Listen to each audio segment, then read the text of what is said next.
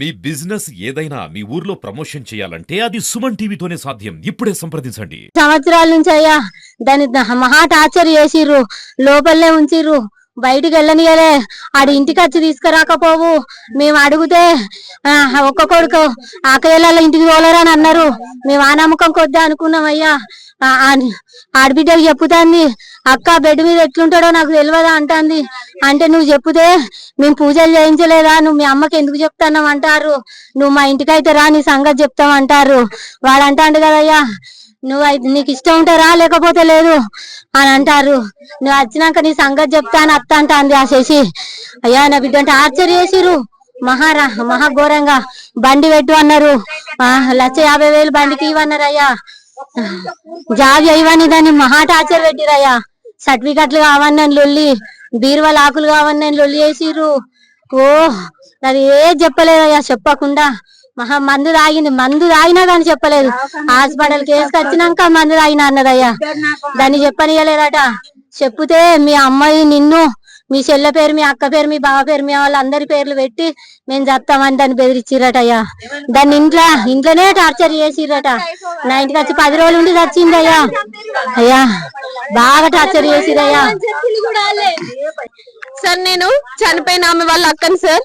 మేము 2022లో మద్దికుంట 2023లో మద్దికుంట రామచంద్రం శశికళ వాళ్ళకి కుమారుడైన మద్దికుంట ప్రశాంత్కి ఇచ్చి వివాహం చేసినాం సార్. వాళ్ళకి 2 బిడ్డలు. పెద్ద బిడ్డ పేరు రేవతి అలియాస్ దివ్య, చిన్నామ పేరు దివ్యవాణి. పెద్దామె ధర్మారంకి ఇచ్చిరు సార్, చిన్నామెని ముత్యంపేటకి ఇచ్చిరు సార్. వీళ్ళందరికీ తెలిసే నా చెల్లెను వాడొక చెక్కగాడని తెలిసి చేసిరు సార్ ఫ్యామిలీ. కానీ మాకు తెలియదు ఎంతమంది అయినా మంచోళ్ళు అన్నారు సార్. మంచోళ్ళు అన్న తర్వాత పెళ్లి చేసినాం సార్. పెళ్లి కూడా రిస్ట్రిక్షన్స్ పెట్టిరు సార్. 1 lakh పెళ్లి పందిరి కావాలన్నారు. ఇంటి దగ్గర పెళ్లి వద్దన్నారు. ఫంక్షన్ హాల్ ఏమన్నాక ఫంక్షన్ హాల్ అనే చేసినాం సార్. వాళ్ళకి ఎలాంటి పెట్టుపోతల కాడ మేము ఎలాంటి రిస్ట్రిక్షన్స్ పెడితే అన్ని ఫుల్ఫిల్ చేసినాం సార్. 5 days లోనే పెళ్లి చేసినాం. 2 years అయింది సార్. ఇప్పుడు ఈ June 12th వస్తే 2 years కంప్లీట్ అయితే ఆమెని మానసికంగా శారీరకంగా కొట్టి తిట్టి జాబ్ చేయమని బాగా టార్చర్ చేసి ఆమెను బయటికి రాకుండా చేసి బిజినెస్ కి ఒక 15 lakhs అన్న 20 lakhs అన్న తీసుకురా బిజినెస్ చేస్తా అని టార్చర్ చేసి ఆమెను చంపిరు సార్. ఆమె సూసైడ్ చేసుకొని మాకు 2 years నుండి ఒక మాట కూడా చెప్పలేదు సార్. మందు తాగిన తర్వాత హాస్పిటల్ బెడ్ పైన ఇవన్నీ చెప్పింది సార్. హాస్పిటల్ కి వచ్చారు సార్. ఫస్ట్ మందు తాగిందని చెప్పిన తర్వాత ఆమె సీరియస్ ఇంది చనిపోతుంది అని మండే రోజు ఆఫ్టర్నూన్ తెలిసిన వెంటనే పరారైరు. అంటే ఇప్పుడే వేస్తున్నాం సార్ వీళ్ళని. మద్దికుంట శశికళ రామచంద్రంకి పుట్టిన కొడుకు మద్దికుంట ప్రశాంత్ ఒక చెక్కగాడు సార్. బిడ్డలకు తెలుసు రేవతి అక్క దివ్య చెల్లె, వీళ్ళిద్దరికి తెలిసి చేసిరు సార్. నా చెల్లెను అడ్జస్ట్ కావాలి వాడు మాట్లాడాడు ఇప్పుడే పిల్లలు వద్దు అని టార్చర్ చేసి చంపిరు సార్. ఆమె సూసైడ్ చేసుకొని చనిపోయేలాగా చేసిరు సార్. ఇవాళ మాకు 20 days అవుతుంది మా చెల్లె వెళ్ళిపోయి. మాకు ఎలాంటి న్యాయం జరగలేదు సార్. వీళ్ళు ఇంట్లో ఫ్యామిలీ మొత్తం ఉండి హ్యాపీగా తినుకుంటా తాగుకుంటా ఎంజాయ్ చేస్తున్నారు సార్. ఇప్పటికి కూడా అయింది సార్. 20 days అవుతుంది. ఎలాంటి రియాక్షన్ అనేది వాళ్ళు తీసుకోలేదు సార్. చేస్తామన్నారు, అరెస్ట్ చేస్తామన్నారు కానీ ఇంతవరకు వాళ్ళు అరెస్ట్ కాలేదు. మాకు ఎక్కడ న్యాయం జరగలేదు, అందుకే ఇంటికి వచ్చినాం సార్.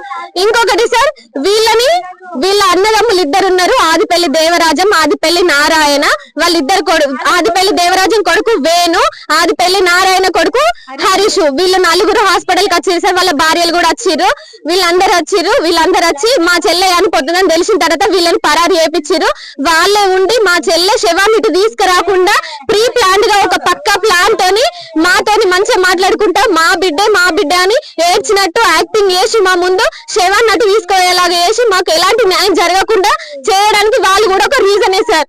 వీళ్ళని పక్కకు రప్పించుతుంది సార్. వాటికి 22 days అవుతుంది సార్. మా చెల్లె చనిపోయి 11వ తారీఖు సూసైడ్ చేసుకుని సార్. ట్యూస్డే రోజు చనిపోయింది. అరెస్ట్ చేస్తామన్నారు, చేయలేదు. చేస్తామన్నారు, చేయలేదు. అందుకోసమని న్యాయం కోసమని మేము ఇక్కడికి వచ్చినాం సార్. మాకు ఎక్కడ న్యాయం జరగలేదు, అందుకే ఇక్కడికి వచ్చినాం. మేము ఎన్నిసార్లు అరెస్ట్ చేస్తామంటారు ఎప్పుడు కూడా అమ్మాయిలం సార్. నేను బీటెక్ చేసిన, మా చెల్లెని పీజీ చేయించిన, మా చెల్లె డిగ్రీ అవుతుంది సార్. 3 అమ్మాయిలమని నాది కరోనా టైంలో మ్యారేజ్ జరిగిందని కరోనా టైంలో అక్కడ పంపేయలేదని మా అమ్మ ఒక్కతే నాకు పెళ్లి చేసింది సార్. కనీసం రెండో ఆమె కన్నా ఉండి పెళ్లి చేయాలి, కన్యాదానం చేయాలి అని మా నాన్న 1 month లీవ్ తీసుకొని వస్తే సంబంధాలు చూస్తే వీడు మెచ్చింది సార్. 5 days లో వీనికి నచ్చినట్టు వీళ్ళకి ఎట్లా కావాలంటే అట్లా వేసి ఇచ్చినాం సార్. పెళ్లి చేసి తెల్లవారి మా చెల్లెని ఇక్కడ కూడా పడగొట్టలేదు, మధ్యలోనే కరీంనగర్ లో పడగొట్టి వీళ్ళు ఇటు వచ్చేసిర్రు. మా చెల్లె భర్త మా నాన్న ఫారెన్ వెళ్ళిపోయాడు సార్, ఎయిర్పోర్ట్ కి వెళ్ళి. మళ్ళీ చనిపోయిన తర్వాత కనీసం ఒక్క మాట కూడా నోచుకోలేదు సార్. మా చెల్లె చనిపోయి హాస్పిటల్ నుంచి గవర్నమెంట్ హాస్పిటల్ పోస్ట్ మార్టం కి మార్చురీ రూమ్ లో ఉంచిన తర్వాత ఒక పూట గడిచిన తర్వాత వచ్చింది సార్ మా డాడీ. అయినా మాకు ఎలాంటి న్యాయం జరగలేదు సార్. పెళ్లి చేసిపోతే సావుకి వచ్చింది సార్ మా డాడీ.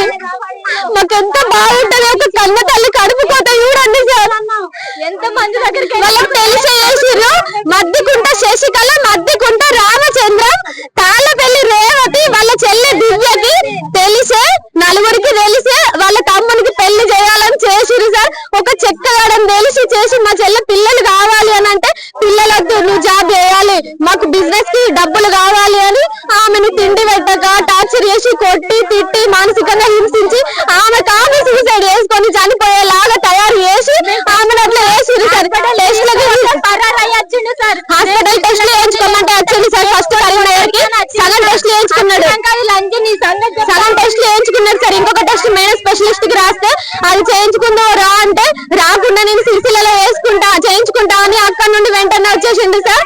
అప్పుడు మా చెల్లెని నువ్వు ఈ విషయాలు చెప్తే మేము ఇంటిల్లి బాధి నీ పేరు చెప్పి మందు దాగి చచ్చిపోతామని భయపెట్టి ఆమెని నోట్ల నుంచి మాట బయటికి రాకుండా వేసి ఇట్లా తయారు చేసి ఇట్లా చంపేసిరు సార్. ఇప్పటి కూడా మాకు ఎలాంటి న్యాయం జరగలేదు సార్.